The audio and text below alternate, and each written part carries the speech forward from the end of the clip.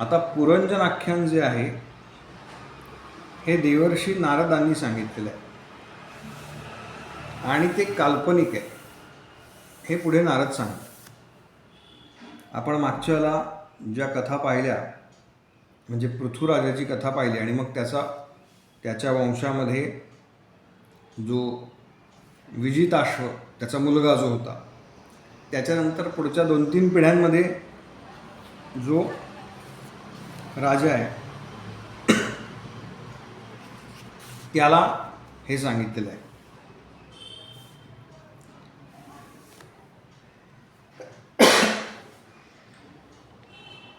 प्राचीन बर्ही नावाचा राजा आहे. हा प्राचीन बर्ही राजा असं सांगतात की कर्मकांडामध्ये अत्यंत रममाण झाला होता. म्हणजे काय तर केवळ यज्ञयाग करायचा. आता यज्ञ हे एक म्हणजे यज्ञो वै विष्णू असं म्हटलेलंच आहे. म्हणजे यज्ञ हे प्रत्यक्ष भगवंतांचं मुख आहे, पण त्याला सुद्धा काही मर्यादा आहेत. म्हणजे एकच साधना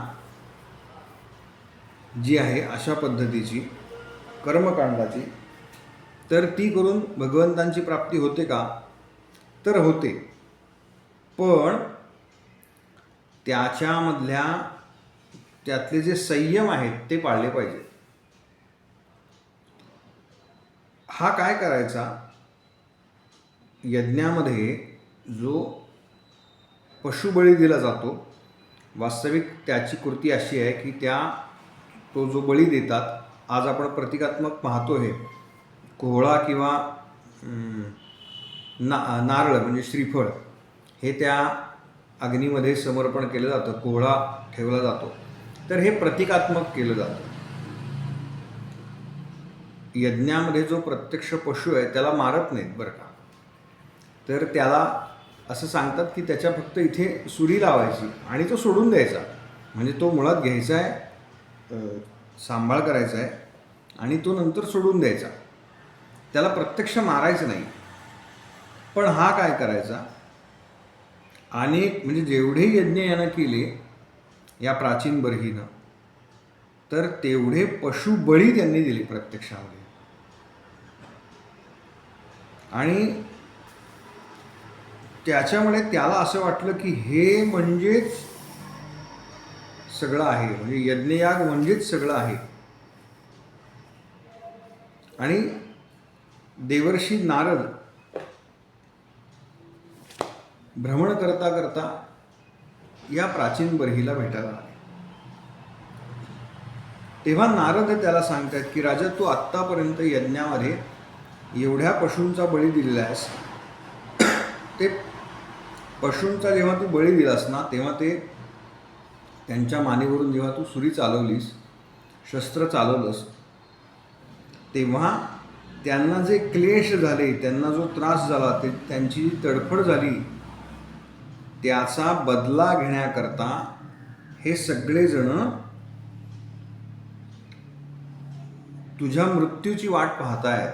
अंतकाळी तुला जेव्हा तुझा मृत्यू जवळ येईल तेव्हा ह्या सगळ्या यातना तुला भोगाव्या लागतील. तुला काय करतील तर तू जसं एखाद्या पशुला भोसकलंस तसं तुला भोसकतील. तर तू हे यज्ञयाग बंद कर आणि हरीची भक्ती कर. यज्ञयागापेक्षा इतर जी साधनं आहेत भक्ती करण्याची, त्या मार्गाला तू जा. आणि याच्याकरता मी एक तुला कथा सांगतो, असं म्हणून नारदांनी हे पुरंजनाचं आख्यान, असंच वर्णन आहे बरं का, आख्यान म्हणजे कथा, म्हणून नारद सांगतात पुढे की ही काल्पनिक कथा मी तुला सांगितली. कोणाबद्दल सांगितली तर पुरंजन नावाचा एक राजा होता आणि त्याचा अविज्ञात नावाचा एक मित्र आहे. हे दोघे इतके घट्ट मित्र होते, पण हा पुरंजन राजा असल्यामुळे याची भ्रमंती चालू असायची, पृथ्वीवरती सगळीकडे फिरायचा. आणि त्याला असं वाटायचं की मला राहण्याकरता अजून चांगलं अजून चांगलं अजून चांगलं, आपण म्हणतो ना आत्ताच्या भाषेत कम्फर्टेबल, लॅव्हिश, तसं ठिकाण पाहिजे. म्हणजे तो जरी राजा असला, त्याच्याकडे बाकी सगळं असलं, तरी त्याला असं वाटायचं की अजून चांगलं काहीतरी मला या सगळ्यामध्ये पाहिजे. आणि म्हणून ते शोधण्याकरता राजा वेगवेगळ्या ठिकाणी फिरत असे. फिरता फिरता फिरता त्यांनी जेवढी काही नगरं बघितली, ज्या काही गावांमध्ये तो गेला, त्याला एकही ठिकाण असं पसंत पडलं नाही की जिथे मी सुखाने भोग भोगू शकेन. भोगल आलेसे पोटी त्यांनी हे केलं आहे, असा सगळा उल्लेख आहे. आणि एक दिवस हिमालयाच्या एका शिखरावरती त्यांनी 9 द्वारं असलेली नगरी पाहिली. त्या नगरीचं वर्णन आहे की फार सुशोभित होती, त्याला अनेक चौक होते, तट होते, सुरक्षेकरता खंदक होते, लोखंडी शिखरं होती सगळी, अनेक रत्नांनी ती मढवलेली होती सगळी नगरी. आणि राजा म्हणाला, ही नगरी फार छान आहे, एवढी सुशोभित नगरी मी आत्तापर्यंत पाहिली नाही. आणि योगायोगानं राजा जेव्हा त्या नगरीमध्ये फिरत होता, तेव्हा एका बागेमध्ये त्याच्या नजरेला एक सुंदर स्त्री दिसली. तिच्याबरोबर 10 सेवक आहेत आणि तिच्या रक्षणाकरता एक 5 फण्यांचा सर्प आहे. तिचं वर्णन आहे की ती दिसायला फार सुंदर होती, बाकी सौंदर्याचं वर्णन आहे. त्या राजानं तिला विचारलं की तू कोण आहेस, तू इथे कुठून आलीस मुळात, आणि तू काय इच्छितेस हे सगळं मला सांग. हे तुझ्या आजूबाजूला हे वीर आहेत, ते कोण आहेत, त्या स्त्रिया ज्या आहेत तुझ्या बाजूला त्या कोण आहेत, हा सर्प कोण आहे, तू मला सांग. मी असा असा पुरंजन नावाचा राजा आहे. तेव्हा ती म्हणते की खरं सांगू का, मी कोण आहे हे मला माहिती नाही, आणि ही नगरी कोणी वसवली हे सुद्धा मला माहिती नाही, पण मी इथे वास्तव्य करते. आणि ज्या अर्थी तुम्ही मला हे विचारलात की मी कोण आहे, इथे कशा करता आलीस, त्या अर्थी मला असं वाटतंय की तुम्ही माझ्याकरता योग्य आहात. हे जे आजूबाजूला दिसत आहेत पुरुष, हे सगळे माझे मित्र आहेत. या ज्या सगळ्या स्त्रिया माझ्या आजूबाजूला दिसत आहेत, त्या माझ्या मैत्रिणी आहेत. हा जो सर्प आहे तो आम्ही सगळे गाढ निद्रेमध्ये असताना आमचं रक्षण करण्याकरता म्हणून नेमलेला सर्प आहे. आणि या 9 द्वाराच्या नगरीमध्ये राहून अनेक भोग भोगण्याची माझी इच्छा आहे.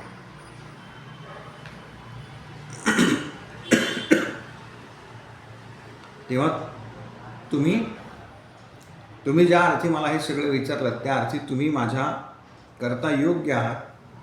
म्हणून आपण दोघांनी या नगरीमध्ये राहून अनेक वर्ष भोग भोगूया, उपभोग घेऊया. आणि मग तो राजा पुरंजन आणि त्याची ती पत्नी स्त्री, तिचं नाव पुरंजनी सांगितलं आहे, त्या नगरीमध्ये राहू लागले.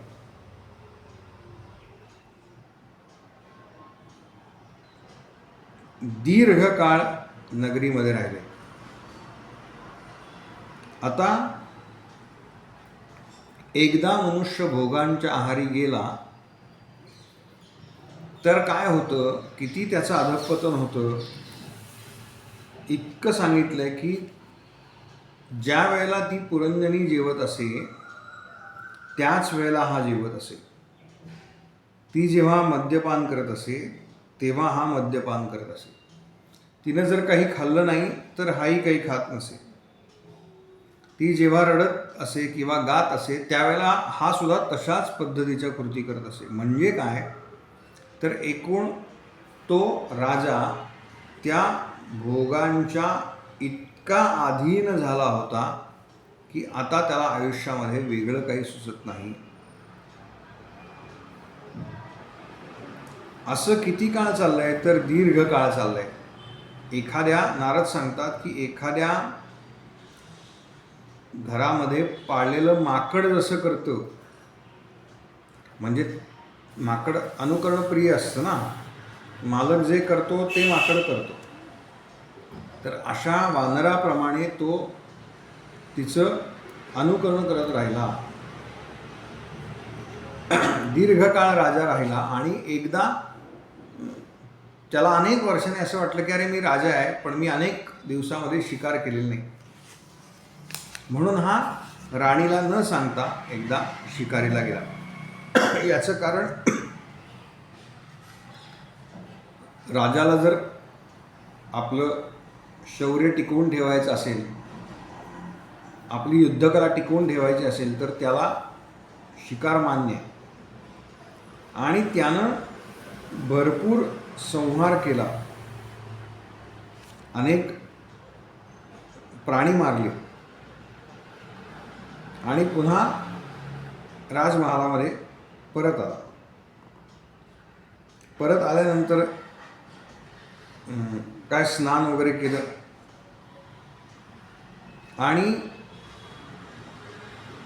त्याने पाहिलं की अरे आपल्या स्वागताला आपली पत्नी नाही आहे. म्हणजे आपण जेव्हा जंगलातून शिकार करून परत आलो तेव्हा बाकी ह्या स्त्रिया आहेत किंवा बाकी सेवक आहेत, तर बाकी कोणी नाही आहे इथे.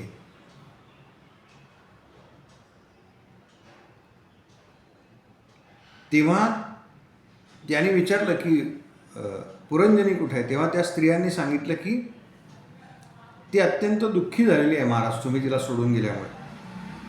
तेव्हा ती आपला राजमहाल सोडून जमिनीवरती पडू नये बिछाण्याऐवजी आणि अस्ताव्यस्त झालेली आहे. हे ऐकलं आणि राजाचा विवेक नष्ट झाला. याचं कारण तो तिच्या आसक्तीमध्ये इतका आकंठ बुडाला होता. तिला दुःख झालंय हे सहनच होईना त्याला. आणि मग त्यानं हर प्रकारे त्या राणीला समजावण्याचा प्रयत्न केला, पण ती सुद्धा खूप तयार होती. असं नारद सांगतात की तिनं राजाला पाय धरायला लावले आणि इथून पुढे मी तुला न विचारता कुठेही जाणार नाही, मी तुझ्यापासून कधीही दूर जाणार नाही असं वचन तिला दिलं. म्हणजे कामदेवानं किंवा कामदेवाच्या अधीन तो इतका झाला होता की त्याला दुसरा कोणताही विषय आता सुचत नव्हता. अशी त्याची हालत त्या पुरंजनीनं केली.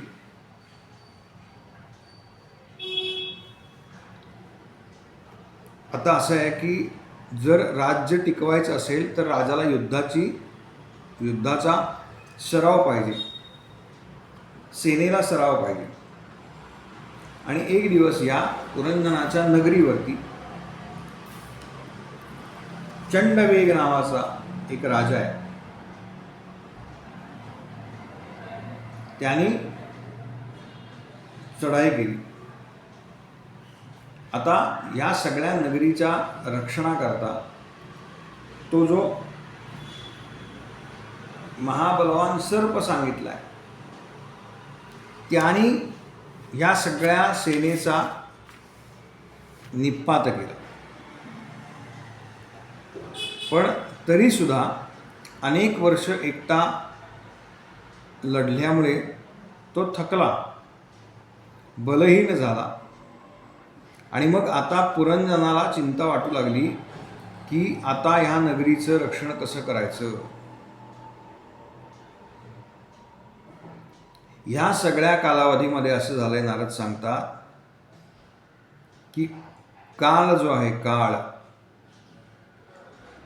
त्याची कन्या, तिचं नाव आहे जरा. ही जरा, वास्तविक नारद म्हणतात जरा कोणालाही आवडत नाही, पण ती काय करते, तिच्यासाठी कायम वर शोधत हिंडत असते. वास्तविक तिला लोक दुर्भागा म्हणतात, कारण ती एकदा आली की कोणालाही आवडत नाही.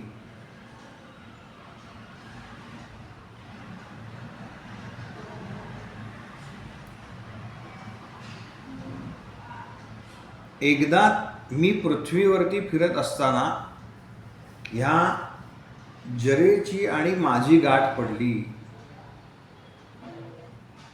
आणि ह्या जरेनं मला वरमाला घालण्याचा प्रयत्न केला. म्हणजे मला वरण्याकरता म्हणून तिनं विचारलं की नारदा, तुम्ही माझ्या विनंतीचा स्वीकार करा. तेव्हा मी तिला टाळलं, मी तिला नाही सांगितलं, कारण मी नैष्ठिक ब्रह्मचारी आहे, म्हणून मी कोणत्याही स्त्रीचा स्वीकार करू शकत नाही. म्हणून त्या जरेनं मला शाप दिला की नारदा, तुम्ही माझा स्वीकार करत नाही किंवा केला नाही, तुम्ही माझ्या विनंतीला मान दिला नाही, म्हणून तुम्ही कधीही एका ठिकाणी स्थिर राहू शकणार नाही.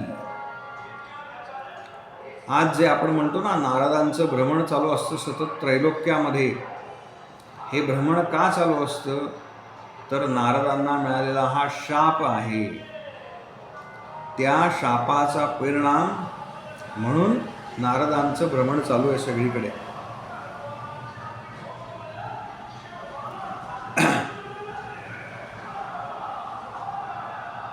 काही काळानंतर या जरेनं पुरंजनाला पकडलं आणि यथाकाळ त्या पुरंजनाचा आणि पुरंजनीचा दोघांचाही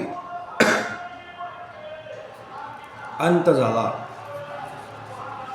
आता असं आहे आपल्याकडे की आपण जे काही पेरलेलं असतं तेच उगवतं. आता हा जो पुरंजन आहे त्याला पुढचा जन्म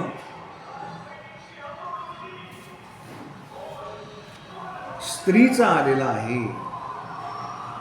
याचं कारण हा राजा स्त्री आसक्तीमध्ये यानं देह ठेवला आहे.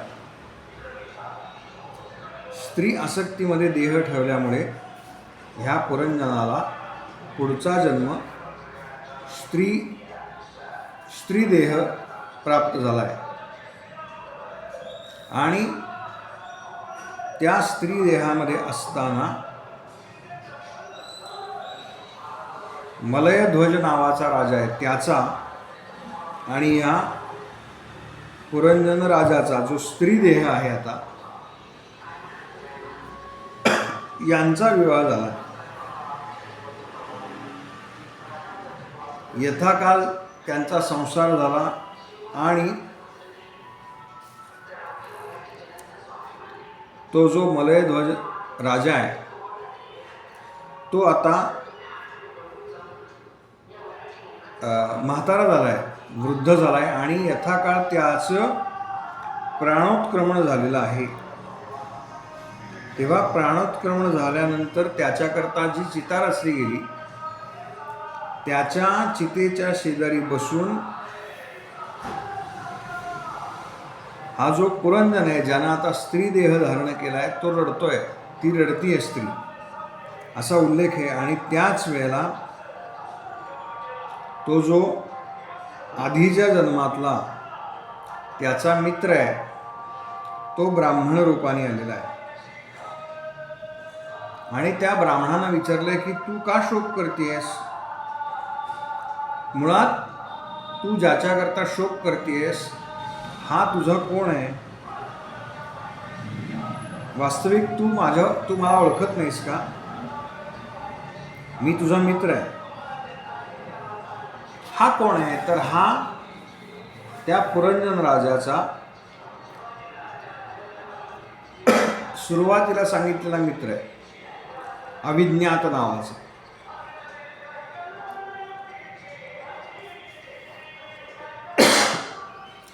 तो ब्राह्मण सांगतो, अगं तू विदर्भ राजाची कन्या नाहीस, किंवा हा मलय ध्वज तुझा पती नाही, किंवा जिनं तुला 9 द्वाराच्या नगरीमध्ये बंद केलं होतं आणि जिच्या संगतीनं तुझीही दुर्दशा झाली. वास्तविक तू कोण आहेस? तर तू स्वतंत्र आहेस. मग आता हा जो अविज्ञात आहे, पुरंजनाचा मित्र सांगितला आहे, तो पुरंजन म्हणजे जीव, आणि हा जो त्याचा मित्र आहे तो म्हणजे ईश्वर किंवा भगवंत, किंवा ज्याला आपण ती आत्मा म्हणतो, आत्मशक्ती म्हणतो. आत्मा वेगळा आहे बरं का. आत्मशक्ती मी जो आहे तो ब्राह्मण सांगतोय, मी ईश्वर आहे आणि तू जीव आहेस. तू माझ्यापासून वेगळा नाहीस. जीव काय करतो तर 9 द्वारांची नगरी म्हणजे आपलं हे शरीर, ह्या शरीरामध्ये अडकतो आणि शरीराचे म्हणून जे काही भोगतो किंवा घेतो ते जीवाचे आहे असं त्याला वाटतं. आणि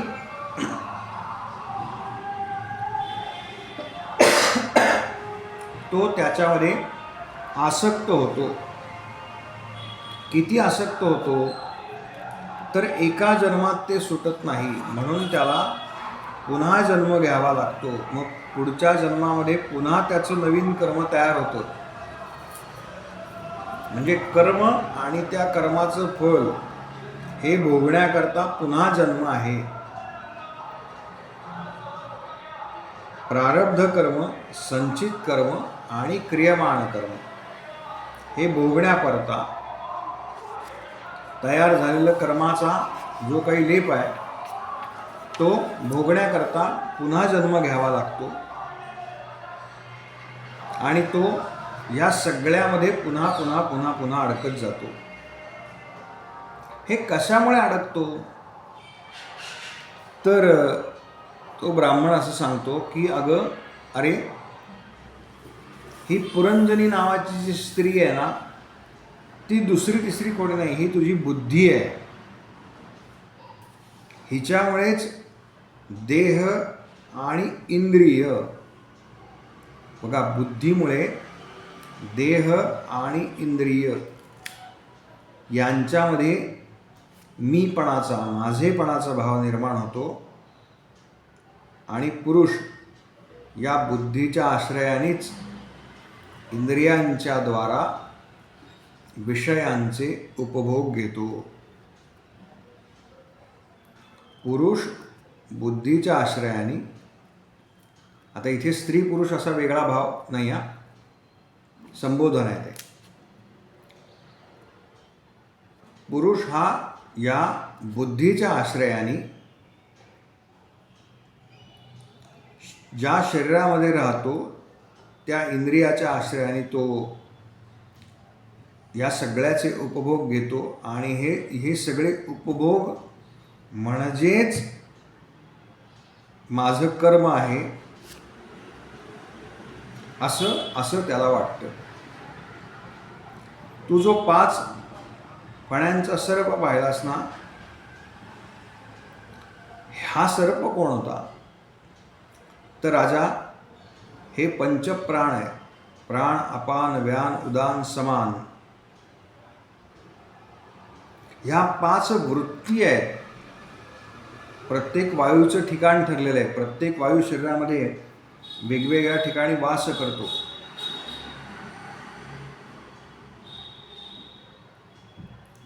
पंच ज्ञानेंद्रिय, पंच कर्मेंद्रिय आणि मन यांनी युक्त असलेला आणि याच्यामुळे जे तयार होतात ते पंचविषय, अशी ती पांचाल नावाची नगरी सांगितलेली आहे.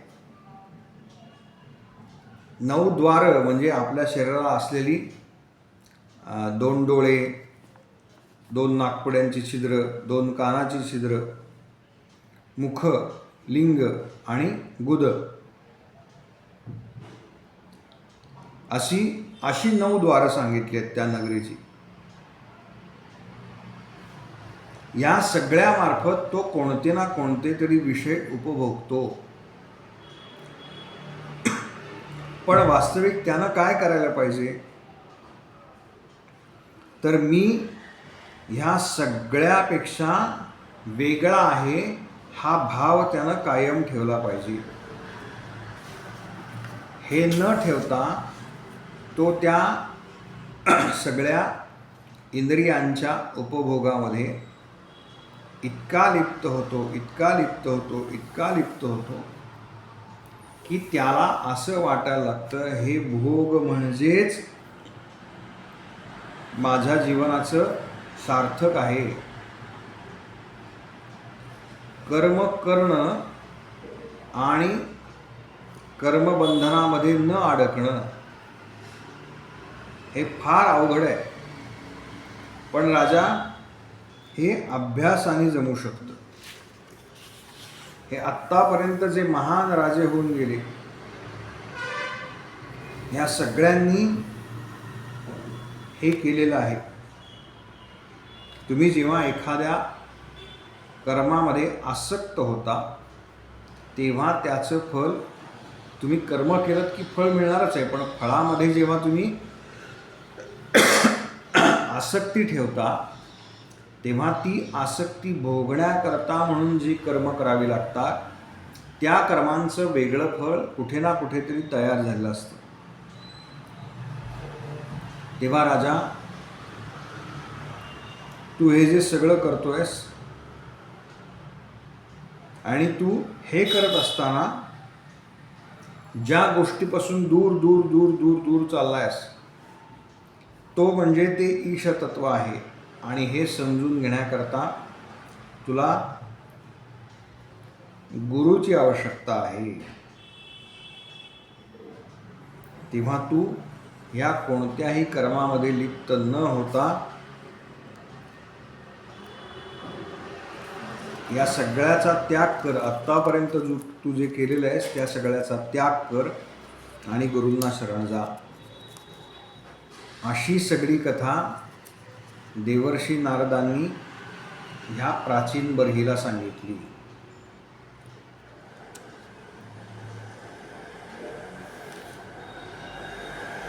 आणि मग त्यांनी प्रश्न विचारला की तुम्ही हे सगळं सांगताय देवर्षी, तर मला आत्तापर्यंत हे जे सगळे माझे गुरु आहेत, म्हणजे ज्यांना मी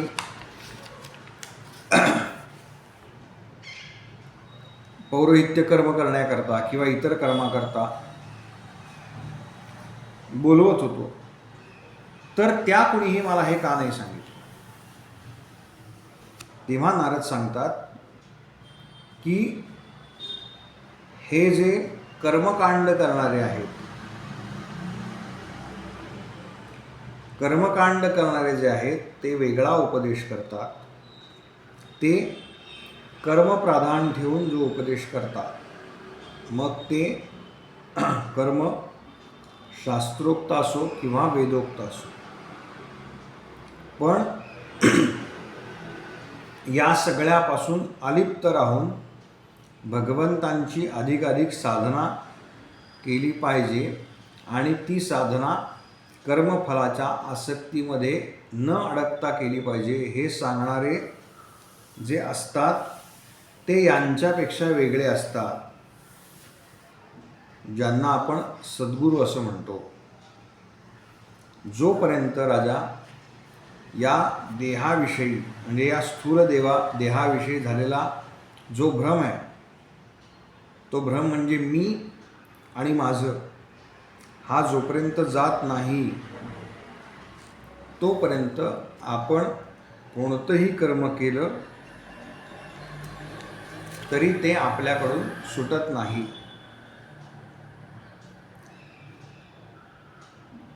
ज्याप्रमाणे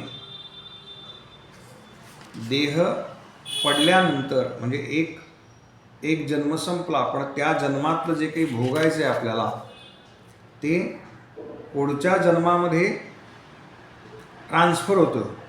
आत्ताच्या भाषेमध्ये हे पहिला देह सोडला की त्याच्याबरोबर ज्या वासना राहिलेल्या आहेत त्या वासनांमुळे तो जीव हा दुसऱ्या शरीरामध्ये प्रवेश करतो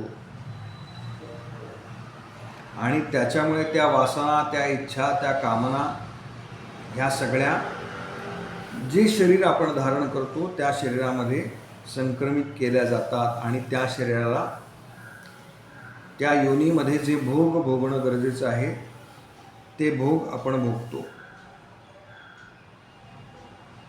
राजा, हा जो पुरंजन आहे त्याची रूपक कथा मी तुला सांगितली आणि हे आत्मज्ञान मी प्राप्त केलेलं असल्यामुळे मी हे तुला सांगू शकलो. याचं कारण हे सांगण्याकरता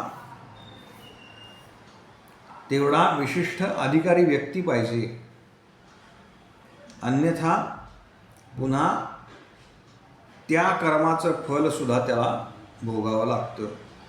म्हणजे मी फक्त सांगितलं आणि तसं आचरण केलं नाही तर त्याचे जे दोष आहेत ते सुद्धा त्या व्यक्तीला भोगावं लागतात असं नारद सांगतात. तेव्हा आता तू या कोणत्याही यज्ञ यागामध्ये पडू नकोस आणि तू मुक्त हो, असा सल्ला देवर्षी नारदांनी ह्या प्राचीन बर्हीला दिला. यथाकाल त्यानं सगळ्याचा त्याग केला आणि नारदांच्या उपदेशाप्रमाणे त्यांनी तपश्चर्या केली आणि तो मुक्त झाला. त्यानं जे जीव मारले होते ते त्याला दिसले असा उल्लेख आहे, पण ते सगळेजण त्याला तो त्रास देण्याकरता म्हणजे त्यानं जो दिला आपल्याला तो त्रास देण्याकरता म्हणून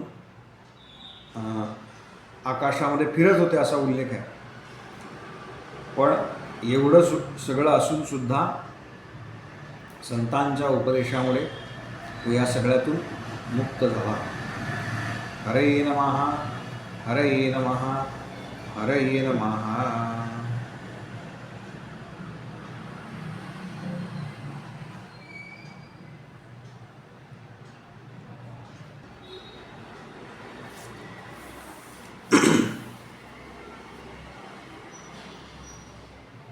यानंतर भागवतामध्ये वेगवेगळ्या राजांच्या काही कथा येतात आणि त्याच्यामध्ये ऋषभदेवांची कथा येते. नाभी नावाचा राजा, त्या नाभी नावाच्या राजाच्या पोटी हा भगवान ऋषभदेवांचा अवतार झाला.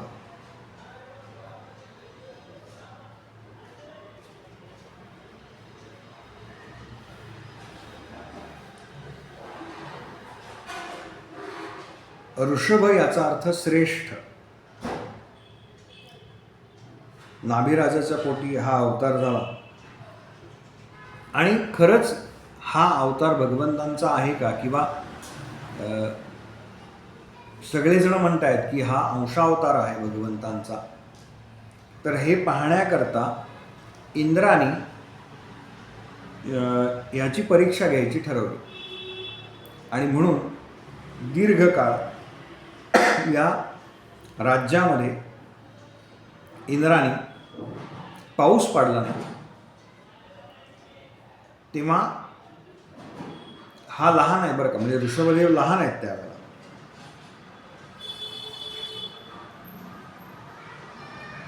ह्या ऋषभदेवानी किंवा ऋषभानी आपल्या योगमायेच्या प्रभावाने भरपूर पाऊस पाडला आणि त्यावेळेला इंद्राला खात्री पटली की हा भगवंतांचा अंशावतार आहे. तोपर्यंत म्हणजे ह्या ऋषभराजांचा जो पुत्र आहे त्याचं नाव आहे भरत. या भरतावरून आपल्या देशाला भारत असं नाव पडलं. मग त्याच्या पूर्वी काय नाव होतं तर ते भागवतामध्ये असं नाव दिलंय अजनाभखंड. अजनाभखंड, अजनाभखंड असं नाव आहे. या सगळ्या खंडाचं बरं का, भारताचं असं नाही फक्त. हा सगळा एक होता ना पूर्वी. आता त्याची काय देश वेगळे झाले, राज्य झाली किंवा वेगवेगळे सीमा झाल्या. हा जो ऋषभदेव म्हणजे ऋषभ राजा होता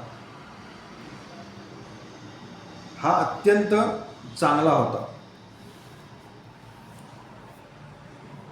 याचा विवाह यानं इंद्राला आपला प्रभाव दाखवला होता. त्यामुळे इंद्र स्वाभाविकपणे याच्यावरती खुश होता. म्हणजे त्याला कळलं होतं की हा भगवंतांचाच अंशावतार आहे. म्हणून आपली कन्या, इंद्राने आपली कन्या जयंती याला दिली होती आणि या जयंतीशी हिचा विवाह झाला आणि यानं 100 पुत्रांना जन्म दिला.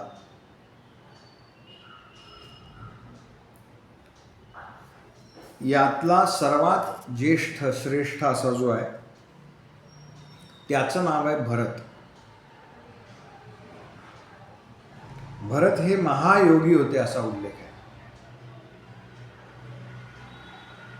आणि त्यांच्या नावावरून त्या अजनाभ खंडाला पुढे भारतवर्ष असं म्हणू लागले. यांनी काय केलं तर यांनी आपले जे लहान भाऊ आहेत त्यांची नावं दिलीत. पुढच्या जे 9 आहेत त्यांची नावं दिलीत. याचं कारण 11 स्कंधामध्ये पुढे या सगळ्यांचा उल्लेख आहे. ह्या भरतांपेक्षा लहान जे आहेत ते कवी, हरी, अंतरिक्ष, प्रबुद्ध, पिप्पलायन, अविर्होत्र, द्रुमिल, चमस आणि करभाजन हे सगळे राजपुत्र होते. तरी सुद्धा ऋषी झाले. याचं कारण हे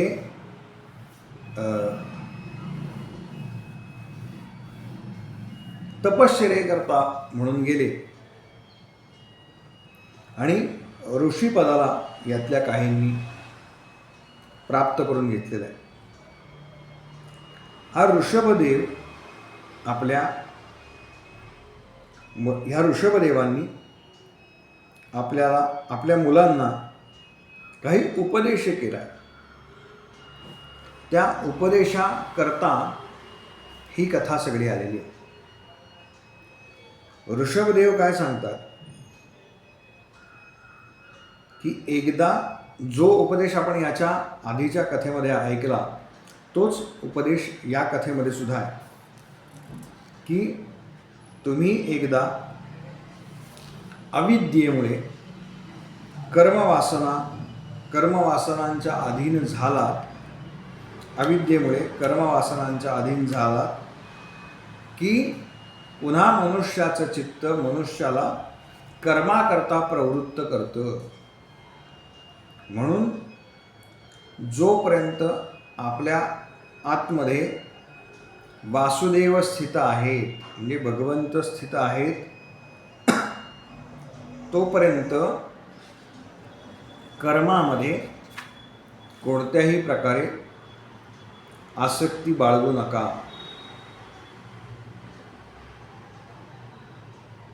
स्त्री आणि पुरुष या दोघांमध्ये परस्परांमध्ये जो पती पत्नीचा भाव आहे यालाच समाजामध्ये म्हणजे पती आणि पत्नी हे एक मानलेले आहेत. म्हणून जे ज्ञानी लोक आहेत ते एकाच हृदयाचे दोन भाग असं अभेद्य बंधन समजतात. पण त्यामुळे जीवाला मी आणि माझं याचा बोध उत्पन्न होतो किंवा याचा मोह होतो. आणि कर्मवासनामुळे ही जी हृदयग्रंथी आहे ती अधिकाधिक घट्ट होत जाते. वास्तविक संसाराला कारण काय आहे तर तो अहंकार आहे. या अहंकाराचा त्याग करून सर्व प्रकारच्या बंधनातून मनुष्यानं मुक्त होऊन परमपदाची प्राप्ती व्हावी.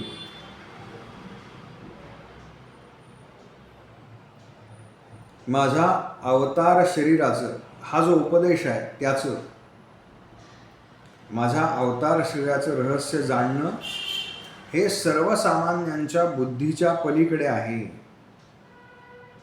आणि म्हणूनच मला ऋषभ असं म्हणतात, म्हणजे श्रेष्ठ असं म्हणतात.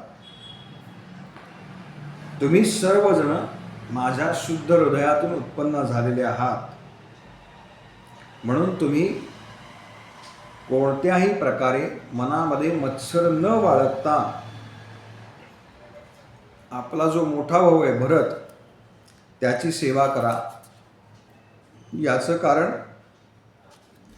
आपल्या ज्येष्ठ बंधूंची सेवा करणं, त्यानं सांगितलेलं ऐकणं म्हणजेच धर्म आहे असं सांगून यथाकाल हे ऋषभदेव आहेत त्यांनी आपल्या देहाचा त्याग केला. तो करण्यापूर्वी राजा भरताला, म्हणजे त्यांचा जो मुलगा आहे मोठा भरत, त्याला गादीवरती बसवलं आणि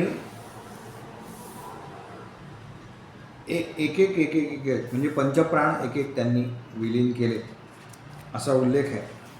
आणि आता राजे भरत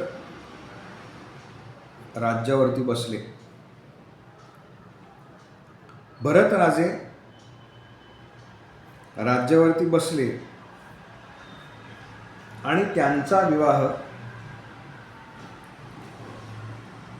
पंचजनी विश्वरूपांची कन्या सांगितलेली आहे, पंचजनी हिच्याशी केला, हिच्याशी झाला. आणि राज्य करत असताना ते अत्यंत पराक्रम केला आहे. म्हणजे संपूर्ण भारतखंड, भारतवर्ष असं म्हणतात, या सगळ्या राज्यावरती त्यांची सत्ता आहे. 5 पुत्र आहेत त्यांना. त्यांच्यामुळे ह्या देशाला भारत देश म्हणून ओळखलं जातं. असं सगळं असताना आपल्या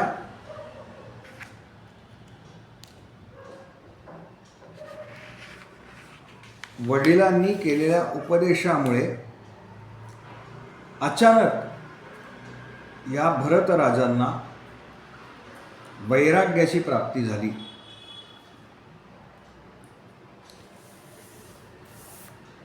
आता इथे काही म्हणजे भागवतात असा उल्लेख आहे की त्यांनी 1,00,00,000 वर्ष राज्य केलं. पण आता ही जी कथा आहे ह्याचं युग वेगळं आहे, त्याच्यामुळे याच्यात पडू नका.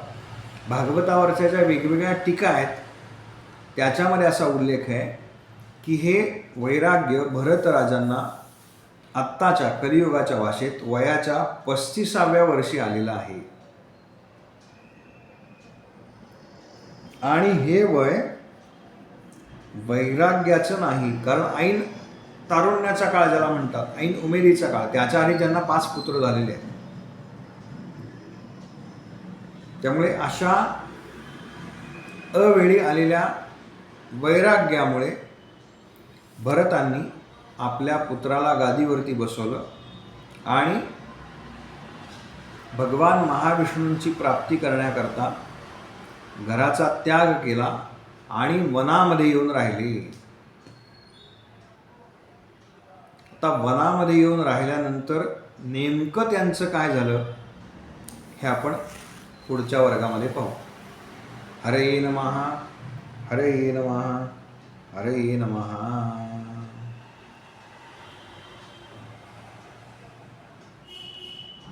हरि ओम तत्सत.